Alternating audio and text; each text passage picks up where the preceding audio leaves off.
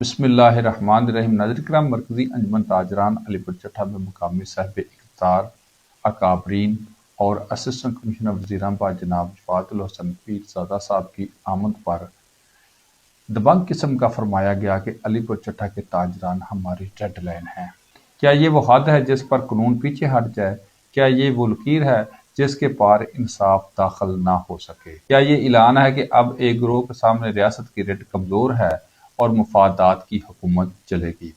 اگر تاجر red line ہیں تو پھر وہ کون ہیں جو اس شہر میں 90% ہیں، جو غریب ہیں، جو محنت کش ہیں، جو دیانتدار ہیں، جو پوری قیمت ادا کر کے بھی ناقص مال لینے پر مجبور ہیں، اور یہ 90% من مانی کی قیمت ادا کر کے بھی الا ماشاءاللہ اشیاء خورد و نوش ملاوٹ شدہ لینے پر مجبور ہیں، اور ان کی شنوائی بھی نہیں ہوتی۔ یہ وطن سے تو مخلص ہیں مگر نظام سے محروم ہیں۔ ریڈ لائن کوئی انجمن، کوئی حال، کوئی محک نہیں ہوتا۔ ریڈ لائن کسی طبقے اجارہ داری کا نام نہیں۔ ریڈ لائن تو دل و دماغ کی رگوں میں دوڑتے ہیں، اس مشترکہ خون کا نام ہے جو اصول، سوچ، نظریے اور قربانی سے بنتا ہے۔ چند دولتیے، چند ابن الوقت مفاد پرست اور چند سیاسی مداری اگر ریڈ لائن بن سکتے ہیں تو وہ کارکن کہاں گئے جنہوں نے پارٹیوں کی بنیادوں میں اپنا پسینہ اور لہو شامل کیا؟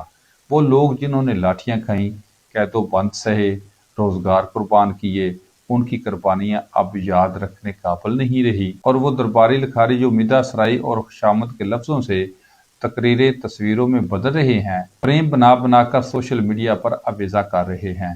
ان کا جرم صرف چاپلوسی نہیں، ان کا اصل جرم یہ ہے کہ وہ سچ کو دفن کر کے جھوٹ کو خوبصورت بناتے ہیں۔ میں ان درباری لکھاریوں سے سوال کرتا ہوں، کیا یہی وہ تاجر ہیں الا ماشاءاللہ جو گورنمنٹ کے طے شدہ قوانین مانتے ہیں، جو اپنے ملازمین کو پوری اجرت دیتے ہیں، جہاں سوشل سیکورٹی ہو، جہاں ڈیوٹی کا واضح ٹائم فریم ہو، جہاں انسان کو انسان سمجھا جائے؟ اگر نہیں تو پھر انہیں ریڈ لائن بنانا قانون، مزدور اور ریاست تینوں کی توہین ہے۔ المیہ یہ ہے کہ ریاستی نمائندے انہی سے ہدایات لیتے ہیں، سرکاری افسر مفادات کے در پر کھڑے نظر آتے ہیں اور مزدور قانون کے دروازے سے خاموش لوٹ جاتا ہے۔ اگر یہی نظام ہے تو یہ ریاست نہیں، ایک منڈی ہے جہاں اصول نہیں سودے طے ہوتے ہیں، جہاں طاقتور معصوم اور کمزور مجرم سمجھا جاتا ہے، جہاں طاقتور معصوم اور کمزور مجرم سمجھا جاتا ہے۔ اگر ریڈ لائن واقعی کوئی ہے تو وہ 90% عوام ہے جو خاموش ہیں مگر سچے ہیں، جو محروم ہیں مگر وفادار ہیں، جو بھوکے ہیں مگر باغی نہیں، اور شاید اسی لیے ہمیشہ نظر انداز کر دیے جاتے ہیں۔ یہ لفظ کسی ایک شخصیت کے خلاف نہیں، یہ اس سوچ کے خلاف ہیں جو ریاست کے چند طبقات اور عوام کو محض ہجوم سمجھتی ہے۔ آخر میں یہی سوال دہراتا ہوں کہ آپ کی ریڈ لائن کون ہے؟ تاجر ہیں یا 90% عوام؟ جواب وقت دے گا، مگر تب تک بہت سا